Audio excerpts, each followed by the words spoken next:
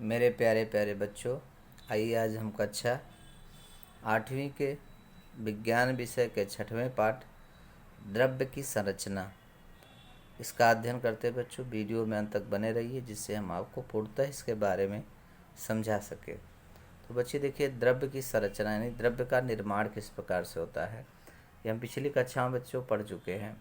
तो सबसे पहले आपको जैसे मालूम है कि द्रव्य की अवस्थाएं जो होती हैं वह कितनी होती हैं बच्चों? 3 होती है, ठोस, द्रव और गैस। ठीक है। और हमने यह भी देखा कि हमारे आसपास जो है जितनी भी चीज़ें होती हैं, जितनी चीज़ें दिखाई देती हैं, वह क्या होती हैं? किसी न किसी चीज़ से बनी होती हैं, अर्थात वह किसी न किसी द्रव्य पदार्थों से उनका निर्माण हुआ होता है। केवल बस उनका हम वर्गीकरण करते हैं। जब वर्गीकरण करते हैं तो हमको पता चलता है कि उनकी अवस्थाएं से आभास होता है कि वह किन अवस्था में हैं। यह चीज़ हमने देखा है। तो हम जब वर्गीकरण करते हैं तो हमको ठोस, द्रव, गैस 3 अवस्थाओं में आसपास की चीज़ें हमको क्या होती हैं बच्चों? दिखाई देती हैं। जैसा देखिए यहाँ पे बच्चों कुछ दिया गया है, दर्शाया गया करके, आप इस चीज़ को देख सकते हैं। ये करके अभी कोई भी चीज़, जैसे आपने पढ़ा होगा कि किसी भी चीज़ का निर्माण जो होता है वह क्या होता है बच्चों? द्रव्य का निर्माण होता है। वह छोटे से कणों, परमाणु तथा अणुओं से होता है। और इनमें क्या होता है? द्रव्य के कणों में अंतर आणविक आकर्षण बल कार्यरत होता है। इस बल की क्षमता के अनुसार कणों की हलचल का अनुपात निर्भर होता है। तो ठोस में अंतर आणविक बल बहुत अधिक प्रभावी होता है, जिसके कारण ठोस के कण एक दूसरे से अत्यधिक समीप होते हैं और वे अपनी जगह पर कंपित होते रहते हैं, यानी हिलते डुलते रहते हैं। अतः ठोस को निश्चित आकार और आयतन प्राप्त होता है। यानी कोई भी ठोस वस्तु है, अगर हम कहीं पर रख देते हैं तो उनका एक निश्चित आयतन यानी वह जगह उतना वह कवर कर लेता है। अतः ठोस को निश्चित आकार और आयतन प्राप्त होता है तथा उच्च घनत्व और असंपीड्यता के गुणधर्म प्राप्त होते हैं। तो द्रव अवस्था में अंतराणविक बल की क्षमता मध्यम होती है, यानी कम होती है उससे उसकी अपेक्षा। तो वह कणों को निश्चित स्थान पर रोक कर रखने के लिए उतनी प्रभावी न हो, तो वे उन्हें एकत्रित गठन करके रखने के लिए पर्याप्त प्रभावी होती हैं। इसलिए द्रवों का आयतन निश्चित होता है, परंतु उन्हें प्रवाहिता प्राप्त होती है, यानी बहते रहते हैं। और द्रव्यों का आकार निश्चित न होकर धारक पात्र के अनुसार बदलता है। परंतु गैसों में अंतराणविक बल बहुत कम होता है, इसलिए गैसों के घटक कण मुक्त रूप से हलचल कर सकते हैं और उपलब्ध पूरी जगह पर फैल जाते हैं। इसलिए गैसों को निश्चित आकार या निश्चित आयतन, ये दोनों नहीं होते हैं। न तो उनका आकार निश्चित होता है, न तो उनका आयतन निश्चित होता है, क्योंकि यह गैस, इनका स्थान निश्चित न होने से यह उपलब्ध पूरी जगह फैल जाते हैं। जैसे गैस है भी बच्चों, कोई भी चीज़ है, यह क्या होता है? जितना जगह मिलता है उतना ज़्यादा से ज़्यादा यह क्या होते हैं?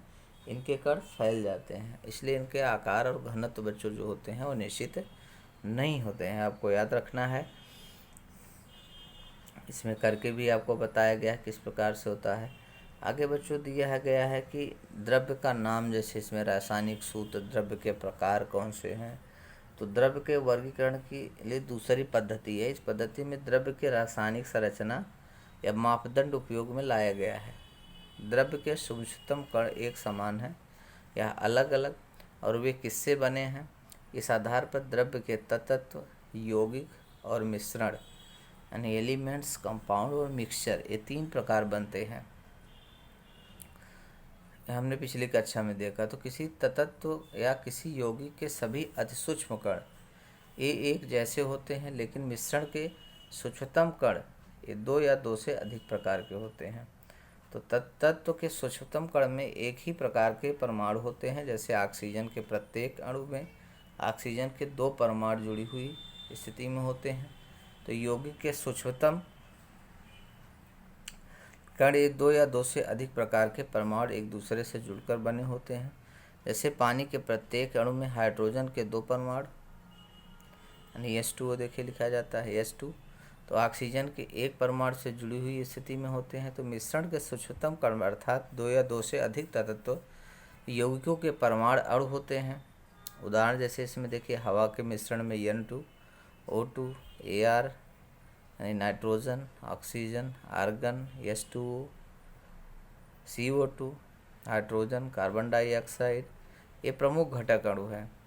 उसी प्रकार से जैसे तांबे को, पीतल को इस मिश्र धातु में सम्मिश्रण में तांबा जैसे Cu, कॉपर, जस्ता तथा ब्रांज में तांबा, टीन, ये तत्वों के परमाणु होते हैं। यानी इनको बच्चों क्या किया जाता है, मिश्रित किया जाता है। मिश्रित करने के बाद एक नए तत्व का, एक नए उत्पाद, एक नए प्रोडक्ट का क्या होता है, निर्माण होता है। तो तत्व, यौगिक और मिश्रण देखिए बच्चों किस प्रकार से इसमें देखिए दर्शाया गया है। इन घटकों के माध्यम से, इन तत्वों के माध्यम से यौगिकों के मिलने से किस प्रकार से मिलते हैं और नए तत्वों का, एक नए एलिमेंट्स का निर्माण होता है। तो उसमें दिया गया है, तत्वों के प्रकार यहाँ दिए गए हैं, तत्वों के प्रकार को दर्शाया गया है। देखो, तुमने देखा तत्वों में चमक, चमकहीनता, आघातवर्धकता, भंगुरता, ऐसे अलग अलग भौतिक गुणधर्म होते हैं। तो सभी तत्वों के गुणधर्म बच्चों क्या होते हैं, अलग होते हैं। किसी में चमक पाया जाता है, किसी में चमक नहीं पाया जाता है। कोई तत्व ऐसा होता है उस पर आघात करने के बाद वो बढ़ते हैं, फैलते हैं, बड़े होते हैं, और कुछ भंगुर भी हो जाते हैं, यानी टूट जाते हैं। यह सब तत्वों के अलग अलग इसीलिए उनका गुणधर्म होता है। उसी गुणधर्म के आधार पे उनका वर्गीकरण किया जाता है। तो उनके आधार तत्वों का वर्गीकरण करते हैं। प्रारंभ तत्वों का वर्गीकरण 2 तरीक़ों से किया गया, धातु और अधातु, ये 2 प्रकार में किया जाता है। फिर उसके बाद आगे खोज हुआ तो धातु सदृश, यानी धातु के जैसे, यानी धातु से मिलते जाते, इसे उसे उपधातु तत्व, इस प्रकार से ध्यान में आया। तत्वों के इस प्रकार के बारे में अधिक जानकारी हम धातु अधातु इस पाठ से प्राप्त करने वाले हैं। तो देखिए बच्चों, यहाँ रासायनिक उपकरण है, इसके माध्यम से आप जो है प्रयोग करके यहाँ भी आप समझ सकते हैं।